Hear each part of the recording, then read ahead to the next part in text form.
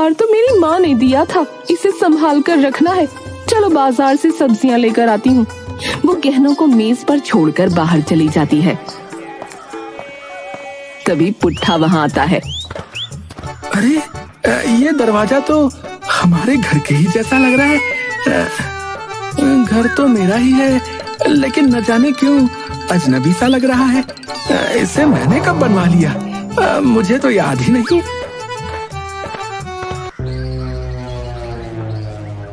हे भगवान, मेरे पास इतने कीमती गहने हैं और मुझे पता भी नहीं।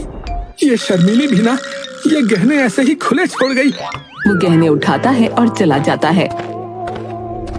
मुखिया की पत्नी गहने गायब देखकर चिल्लाती है, सुनो सुनो, कोई मेरे गहने चोरी करके ले गया।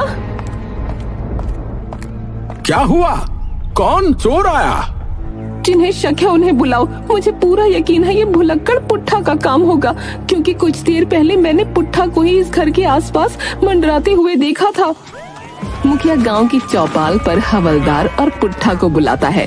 पुट्ठा, सच सच बताओ, मुखिया जी के गहने कहाँ हैं? गहने? कौन गहने? ओ, वो गहने। अरे वो तो मैं अपने घर से उठा के लेके आया था। मतलब तुम चोरी कबूल कर रहे हो? चोरी? अरे अपने घर से कौन चोरी करता है भाई? अबे ओ पुट्ठा, वो हमारा घर था, तुम्हारा नहीं। अच्छा, मेरा घर नहीं था तो किसका घर था? गांव वाले हंसने लगते हैं। तभी पुट्ठा अचानक भोजपुरी में बोलने लगता है। देखे भैया, हमारी बात सुनी। हाँ, हम ना जानब कि गहना हमरा ही लगल है। हमरा याद नहीं पड़त कि कब ले आवा। अबे तू सही बोलते बोलते अचानक क्यों बिहारी भाषा कैसे बोलने लगा बे? क्या दिमाग से सटका हुआ है क्या? अरे साहिब, अरे साफे बोला तानी। वो गहना तो हम सोचे कि शर्मीली के लिए लिया है। अबे ये क्या नौटंकी करने लगा रे? है तू अचानक से अलग अलग भाषाओं में क्यों बात कर रहा है रे? क्या तुझे भूलने के अलावा कुछ और नई बीमारी हो गई है क्या? अरे इतना काहे गुस्सा रहे हो मुखिया जी? हम तो रउआ के गुस्सा में ना ही पड़ा भा। अरे यार, ये तो पागल ही कर देगा।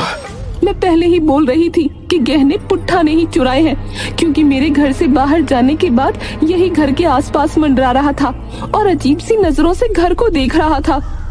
इनकी तरफ से मैं माफी मांगती हूँ। आप सब तो जानते हैं ये भुलक्कड़पन के शिकार हैं। अरे अब तक तो इसे भूलने की बीमारी थी, अब तो ये दूसरों के घर के कीमती गहने भी चुराने लगा। अपने पति को घर पे बंद रखा कर शर्मीली, ऐसे तो ये किसी के भी घर में घुसकर उसके कोई भी कीमती सामान को चुरा ले जाएगा और कह देगा हमारा घर है। अब शर्मीली, पुट्ठा को एक नई बीमारी और हो गई है। कौन सी बीमारी मुखिया जी? शर्मीली पुट्ठा अलग अलग भाषाओं में सबसे बात कर रहा है। कभी वो भोजपुरी भाषा बोलने लगता है तो कभी कोई और।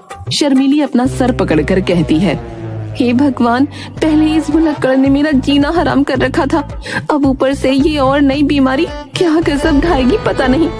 शर्मीली पुट्ठा को वापस खींच ले जाती है।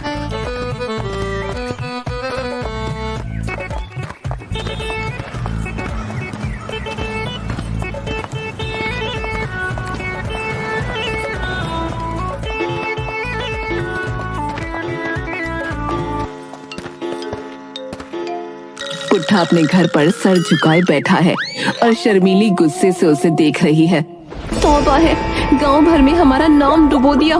पता नहीं किस घड़ी तुम्हारे साथ शादी करी, मेरी किस्मत ही फूट गई। पुट्ठा उलझन में उसकी बातें सुनता है और अचानक भूल जाता है कि शर्मीली कौन है। वो उसे घूरता है और अचानक से अंग्रेजी बोलने लगता है। Hey, who are you? What are you doing in my house? वो उठकर शर्मीली के गाल पर थप्पड़ जड़ देता है। अरे थप्पड़ क्यों मारा? और ये कौन सी बकवास कर रहे हो? ये who are you क्या है? पुट्ठा इंग्लिश में ही बड़बड़ाना शुरू कर देता है।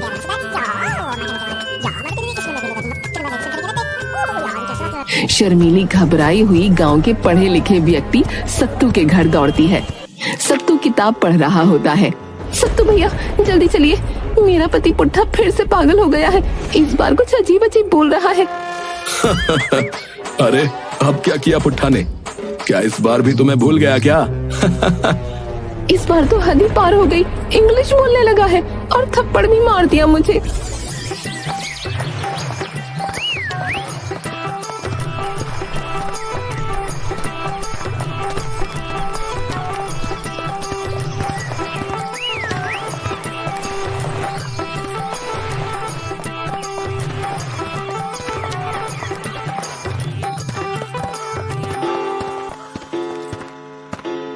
सत्तू और शर्मीली घर में आते हैं।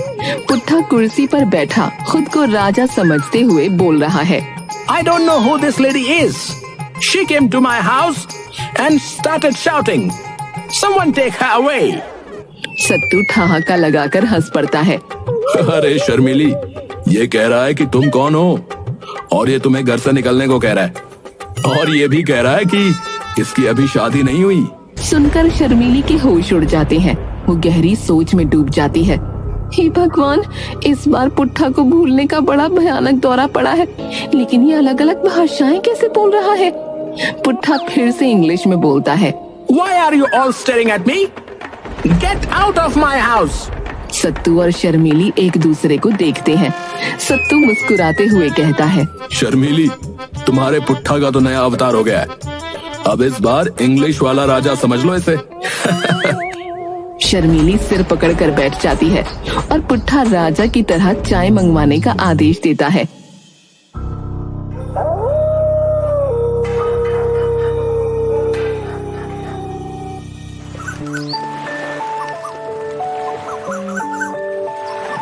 सुबह का समय, जमींदार अपने खेत में मजदूरों पर गुस्सा कर रहा है। तुमसे एक काम भी सही से नहीं होता है?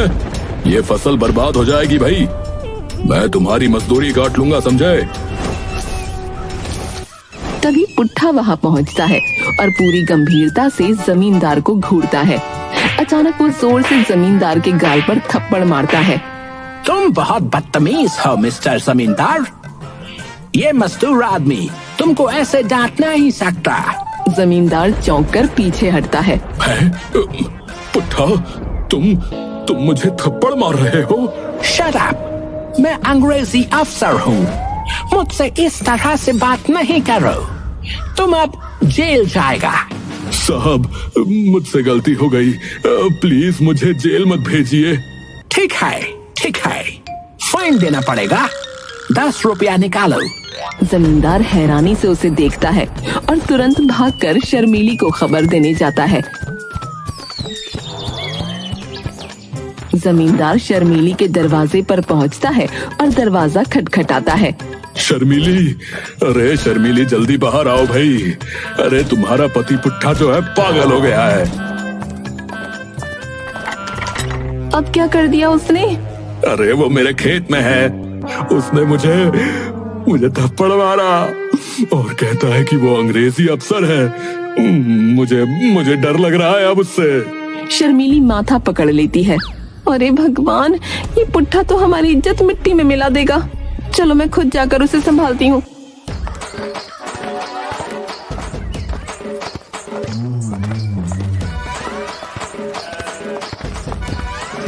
शर्मीली खेत में पहुंचती है। तुम फसल ऐसे काटेगा, नहीं तो मैं तुमको जेल भेज देगा। शर्मीली गुस्से में उसके पास पहुंचती है। पुट्ठा, ये नौटंकी बंद करो और घर चलो। तुम कोई अंग्रेज अफसर नहीं हो। देश को आजाद हुए 100 साल से ऊपर हो गए हैं। ओए, तू झूठ बोल रही है। और मैं अंग्रेज अफसर नहीं, और मैं क्रांतिकारी हूँ। और जमींदार दुष्ट है और मैं उसे सबक सिखा रहा हूँ। अब ये कौन सा नया नाटक है? पंजाबी कैसे बोलने लगे? पुट्ठा सीना चौड़ा कर खड़ा हो जाता है। और मैं भगत सिंह का साथिया, और ये जमींदार गरीबों को सताता है। मैं उसे सुधार के रहूंगा। शर्मीली, इसे यहाँ से ले जाओ। ये तो सच में पागल हो गया है और सबको पागल कर रहा है।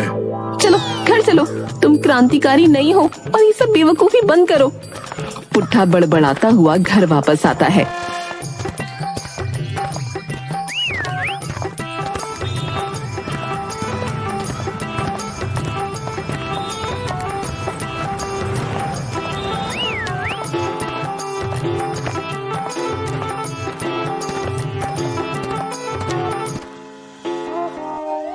शर्मिली उसे किसी तरह से नींद की दवा देती है। आज इसे सुला देना ही ठीक है, वरना पता नहीं कल कौन सा नया ड्रामा करेगा। पुट्ठा दवा खाकर सो जाता है।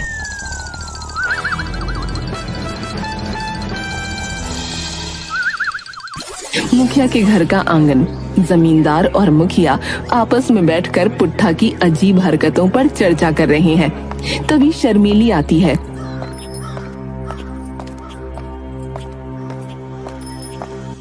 अरे शर्मिली, अच्छा हुआ तुम आ गई। हम तुम्हारे ही पास जाने वाले थे, तुम्हारे पुट्ठा के बारे में ही बात कर रहे थे। अब मैं क्या करूं? पहले तो पुट्ठा सिर्फ भूलने की बीमारी से परेशान करता था, लेकिन अब तो वो अजीब अजीब हरकतें कर रहा है। जैसे क्या बताऊं? पहले वो पंजाबी बोलने लगा, फिर कहता है कि वो क्रांतिकारी है, और हद तो तब हो गई जब उसने इंग्लिश बोलना शुरू कर दिया। मुखिया और जमींदार एक दूसरे को देखकर सिर हिलाते हैं। अरे जिसने कभी स्कूल का दरवाजा नहीं देखा वो इतनी भाषाएं कैसे बोल सकता है? मैं तो कुछ नहीं समझ पा रही कि ये कौन सी बीमारी है, या ये कोई भूत प्रेत का चक्कर है।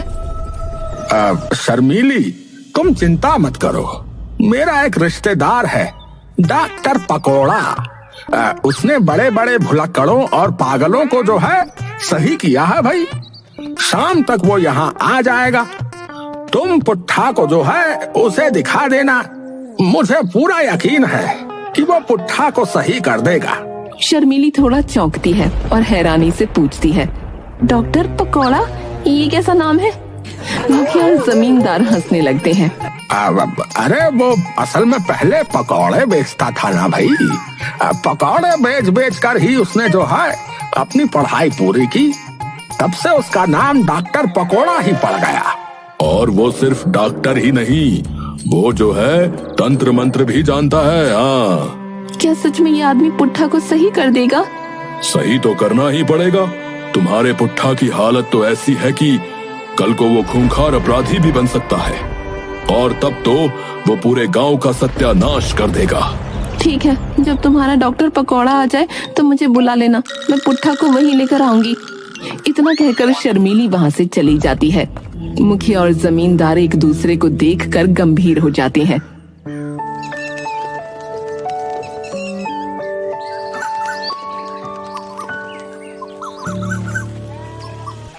मुखिया का घर, सुबह का समय।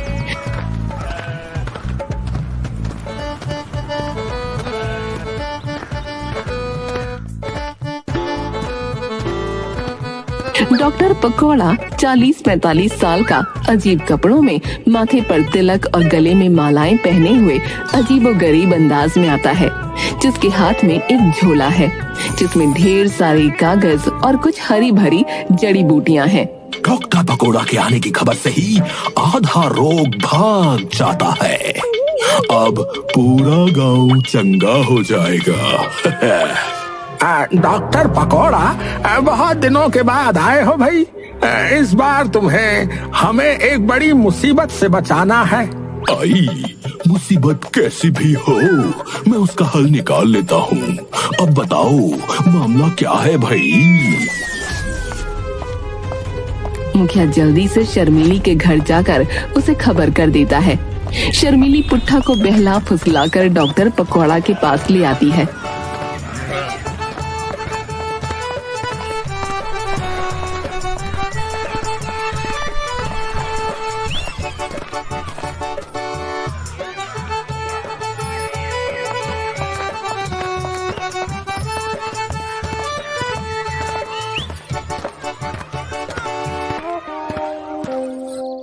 पुट्ठा को इस बात का बिल्कुल अंदाजा नहीं था कि उसे इलाज के लिए लाया गया है। हम यहाँ क्यों आए? और ये बाबा कौन है? चुप रहो, ये बाबा नहीं डॉक्टर है, तुम्हारी बीमारी ठीक करने आए हैं। डॉक्टर पकोड़ा पुट्ठा को सिर से पैर तक देखकर गंभीर मुद्रा बनाता है। बहुत गंभीर मामला है, बहुत गंभीर। ये स्पिरिट पर्सनैलिटी का केस है भाई। शर्मिली और मुखिया चौंक जाते हैं। डॉक्टर साहब, ये कौन सी बीमारी है? हमने पहले तो कभी नहीं सुनी। आई, तुमने अपरिचित फिल्म नहीं देखी क्या?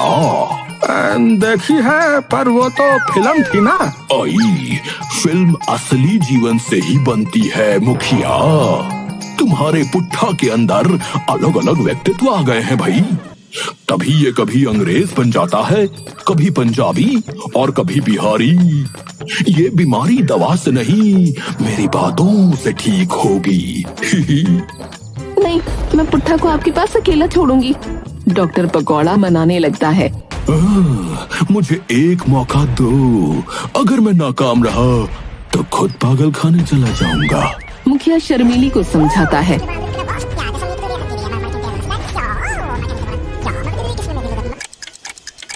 कुछ देर बाद डॉक्टर बात शुरू करता है। तो पुट्ठा जी बताओ, आजकल किसके रोल में हो? पुट्ठा धीरे धीरे सिर उठाता है और अचानक अंग्रेजी लहजे में टूटी फूटी हिंदी बोलने लगता है। मैं जनरल डायर हूँ। तुम कौन हो? तुम वही क्रांतिकारी हो जो इंडियन को भड़काता है? डॉक्टर पकौड़ा की आंखें फटी रह जाती हैं। जनरल डायर, ये तो बड़ी गड़बड़ है भैया। Shut up! मैं सब जानता हूँ। तुम मेरे खिलाफ प्लान बनाते हो। अचानक डॉक्टर पकौड़ा को पकड़ लेता है और पीटने लगता है।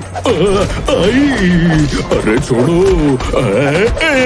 मैं तुम्हें ठीक कर रहा हूँ। पुट्ठा अंग्रेजी लहजे में चिल्लाता है। तुम जेल जाएगा, मैं तुम्हें छोड़ेगा नहीं। डॉक्टर पकौड़ा डर के मारे छूट कर भागता है। डॉक्टर साहब, क्या हुआ? पुट्ठा ठीक हो गया? अरे पागल खाने में भर्ती करो इसे, मैं अब नहीं रुकूंगा। ये जनरल डायर बन गया है, मुझे माफ करो। अरे भागो भाई भागो।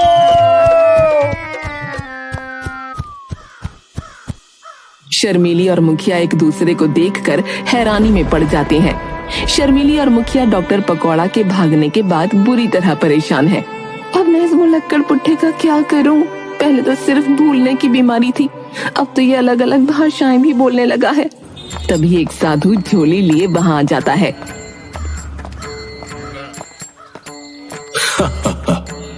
क्या मजेदार मामला है। मुखिया चौंक कर साधु की तरफ देखता है। अरे बाबा जी, आपको हंसी क्यों आ रही है? यहाँ हमारी जिंदगी तबाह हो रही है और आप मजे ले रहे हैं। अरे कैसे साधु हैं आप? अरे बेटा, आज मंगलवार है। मैं मंगलवार को सिर्फ हंसता हूँ। हंसी ही तो जीवन का आनंद है। साधु महाराज, हंसना छोड़िए, कुछ ऐसा उपाय बताइए जिससे हमारे चेहरे पर भी हंसी आ जाए। साधु अचानक गंभीर हो जाता है। क्या हुआ, बताओ। शर्मीली पुट्ठा की सारी हरकतें और डॉक्टर पकौड़ा के भागने की बात बताती है। साधु आंखें बंद करके कुछ पल के लिए सोचता है, फिर अपनी झोली में से एक जड़ी बूटी निकालता है। ये लो, इसे अपने पति को खिला देना। इससे उसका दिमाग शांत हो जाएगा और वो 2-3 दिन गहरी नींद सोएगा। उसका दिमाग थक चुका है और उसे आराम की आवश्यकता है। जब वो सोकर उठेगा तो बिल्कुल ठीक हो जाएगा। मुखिया और शर्मीली साधु को आश्चर्य से देखते हैं। क्या सचमुच ये काम करेगा? विश्वास रखो बेटा, ये जड़ी बूटी चमत्कारी है।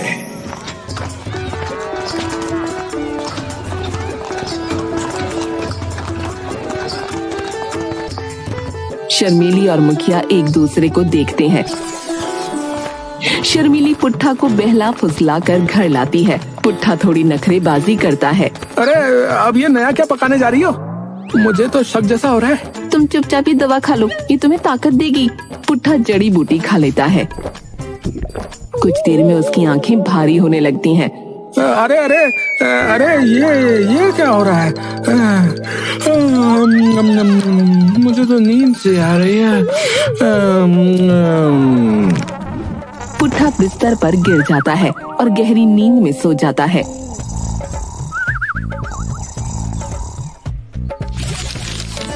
तीन दिन बाद पुट्ठा नींद से जागता है। वह धीरे धीरे उठता है। उसका चेहरा सामान्य दिख रहा है। शर्मीली पुट्ठा के पास बैठी है। पुट्ठा, कैसा महसूस हो रहा है? पुट्ठा अपनी आंखें मलता है और इधर उधर देखता है।